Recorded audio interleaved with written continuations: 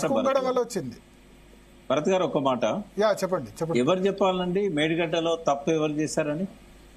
ఎవరు చెప్పాలి? ఘోష్ గారు జడ్జి మాత్రమే, ఆయన విట్నెస్ కాదు. ఓకే, ఎవరు చెప్పాలి? ఇప్పుడు ఎన్డీఎస్ఏ చెప్పాలి. చెప్పిందా ఎన్డీఎస్ఏ? పోనీ విజిలెన్స్ కమిషన్ చెప్పిందా ఫలానా వాళ్ళ వల్ల తప్పు జరిగింది? ఇప్పటి వరకు కూడా మేడిగడ్డ ఎందుకు కుంగిందో ఇది $1 మిలియన్ ప్రశ్న. ఎందుకంటే వాళ్ళు ఏమన్నారు, ఎన్డీఎస్ఏ వాళ్ళు లోతుగా పరిశీలన చేయండి, ఎక్స్పర్ట్స్ నియమించండి అని బంతి మన కోర్టులో కొట్టారు. కొడితే రేవంత్ రెడ్డి గారు ఏం చేశారు, మళ్ళీ వాళ్ళనే ఎంక్వైరీ చేయమన్నాడు. మధ్యలో పోలవరంలో పనిచేసే ఒక సంస్థను తీసుకొచ్చి మీరు ఎంక్వైరీ చేయండి అని చెప్పాడు. అది ఇంకా పీసీ ఘోష్ కమిషన్ రిపోర్ట్ అనేది ఇర్రెగ్యులారిటీస్ మీద వచ్చింది, అది అవినీతి మీద కాదు. ఈ కుంగడానికి కారణాలు పీసీ ఘోష్ దగ్గర ఎవరు చెప్పలేదు ఇప్పటిదాకా. ఆయన అందరిని అడుగుతున్నాడు. మీరు అంటున్నారు కదా బాంబులు పెట్టి పేల్చారని మీరు అన్నారు, విద్రోహం. నేను ఒక ఆరోపణ చేశాను, ఆరోపణ మీద ఎంక్వైరీ జరగాలని చేశాను. ఎందుకంటే 100% నాకు ఆ డౌట్ ఉంది. ఎందుకంటే బాంబు పెట్టి పేల్స్తే ఎట్లా పగుళ్ళు వస్తాయి, కుంగితే ఎట్లా పగుళ్ళు వస్తాయి అనేది నాకు తెలుసు. అది ఇప్పుడు 12వ పియర్ నుంచి 22వ పియర్ ఒక రాఫ్ట్ లో ఉన్నప్పుడు 3 మీటర్ల మందంతో రాఫ్ట్ ఉన్నప్పుడు మధ్యలో ఒక పియర్ ఎట్లా బ్లాస్ట్ అయిందండి? అయితే అటుపక్కకన్నా గుంగుద్ది, ఇటుపక్కకన్నా గుంగుద్ది, మధ్యలో ఎట్లా 3 మీటర్ల రాఫ్ట్ అట్లా వరద లేదు, ఏం లేదు. ఆ రోజు 11 టీఎంసీలు స్టోరేజ్ ఉన్నది. స్టోరేజ్ ఉన్నప్పుడు ఓ వరద ఉధృతి లేదు, దాని మీద ఏం బరువు పడ్డదని చెప్పి ఒక 19వ పిల్లర్ కూల్స్తుంది. ఎందుకంటే మొత్తం దాని మీద 12 ఉన్నాయి, 11 పియర్స్ ఉన్నాయి, 11 ఇట్లా మధ్యలో ఉన్నది. అప్పుడు ఆ కుంగితే అప్పుడు ఉన్న ప్రభుత్వం బీఆర్ఎస్ ప్రభుత్వమే కదా, అప్పుడు బీఆర్ఎస్ ప్రభుత్వమే ఉంది. కాకపోతే మీరు ఎంక్వైరీ చేయించుంటే ఎలక్షన్ షెడ్యూల్ వచ్చింది కాబట్టి వీళ్ళెవరు పోలేదు. బట్ పోలీస్ కంప్లైంట్ ఇచ్చారు కదా ఒక పెద్ద శబ్దంతో. పోలీసులు ఇన్వెస్టిగేషన్ చేయలేదే? చేయలేదు, వాళ్ళు ఎలక్షన్ బిజీలో ఉన్నారు, వాళ్ళు దాన్ని పట్టించుకోలేదు. అందుకే నేను ఎందుకు వేసాను ఆరోపణ. ఇప్పుడు దాన్ని ఎవరైనా ఖండించారా భరత్ గారు? ఉత్తమ్ కుమార్ రెడ్డి ఏమన్నాడు, మీరు అప్పుడు ఎందుకు ఎంక్వైరీ చేయలేదు అన్నాడు తప్ప ఎవరు ఖండించలేదు. ముఖ్యమంత్రి ఖండించలే, ఉత్తమ్ కుమార్ రెడ్డి ఖండించలేదు. నేను అన్నది మళ్ళీ కేటీఆర్ గారు కూడా అదే అన్నారు. అదేదైనా విధ్వంసం జరుగుండొచ్చని అనుమానం ఉంది అని అన్నప్పుడు ఎవరు కాదనలేదు కదా. ఇప్పుడు పీసీ ఘోష్ గారు కూడా దాని మీద ఆలోచించాలి, అట్లాంటిది ఏమన్నా కోణం ఉందా అని. కానీ నేను ఒకటి ఏం చెప్పదలుచుకున్నా అంటే, ఇందాక డాక్టర్ సాబ్ అన్నట్టుగా ఈ కమిషన్ వేయడం అనవసరం.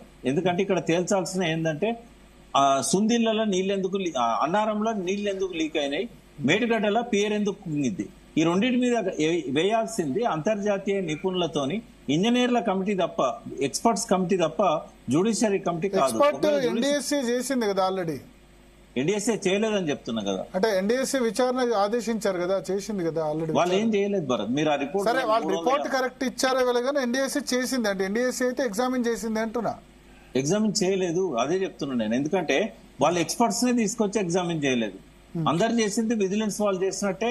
ఆ గోడ మీదకి వెళ్ళి కొంత సిమెంట్ తీసుకుపోయిన బలంగా ఉందా లేదా అని చెప్పి టెస్ట్ చేశారు ల్యాబ్ లో. దానికి 24% ఉండాల్సిన దానికంటే బలంగా ఉందని చెప్పి వచ్చింది రిపోర్టు. మీరు తీసుకోండి, రాజీవ్ రతన్ గారు చనిపోయే ముందు వారు ల్యాబ్ లో టెస్ట్ చేయించిన రిపోర్ట్ లో ఉండాల్సిన నాణ్యత కంటే మేడిగడ్డ పియర్స్ 24% నాణ్యత ఎక్కువగా ఉన్నది అని వచ్చింది.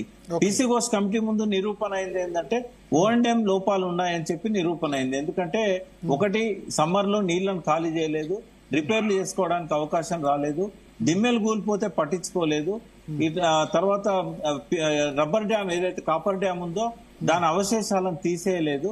ఇట్లాంటివి కొన్ని వచ్చినాయి తప్ప ఎక్కడ కూడా అవినీతి మీద ఆరోపణ రాలేదు ఈ రోజు వరకు కూడా. భరత్ గారు, ఏది కాళేశ్వరం అవినీతి మీద రాలేదు ఆరోపణ? ఒక నిమిషం నేను చెప్తున్నానండి, మీడియాలో మాట్లాడడం కాదు.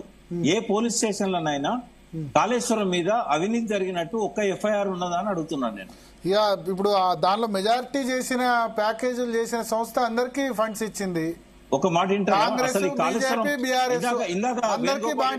ఎక్కడ వస్తుంది భరత్ గారు? నేను మొన్న ఒక విశ్లేషణ చెప్పాను.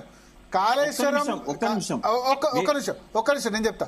కాళేశ్వరం కరప్షన్ అన్నది ఓన్లీ రాజకీయ పార్టీలకు కాదు, పబ్లిక్ కూడా పైసలు అంది. మునుగోడు డబ్బు ఎక్కడ వచ్చింది, కాళేశ్వరం నుంచే వస్తుందా? దుబ్బాక, హుజురాబాద్ కాళేశ్వరం కాంట్రాక్టర్ వల్ల ఓటుకు 2000, 6000 ప్రజలకు కూడా పనిచేశారు అందరు. భరత్ గారు, రోజులు మారినాయి.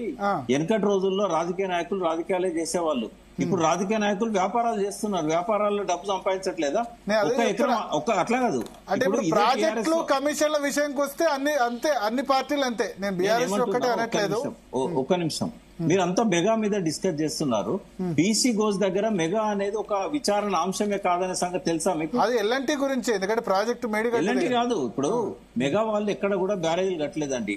మెగా వాళ్ళు పంపింగ్ల మీద ఎక్కడ కంప్లైంట్ లేదు. ఇర్రెగ్యులారిటీస్ ఎక్కడ? నేను ఇర్రెగ్యులారిటీస్ గురించి మాట్లాడలేదు, కరప్షన్ గురించి మాట్లాడు. కరప్షన్ అనేది పీసీ గోస్ కమిటీ పరిధిలో లేదు. అదే విషయం చెప్పదలుచుకున్నా. యా, ఆయన విచారణ అంశాలలో వేణుగోపాల్ రెడ్డి గారు ఇక్కడ రెండు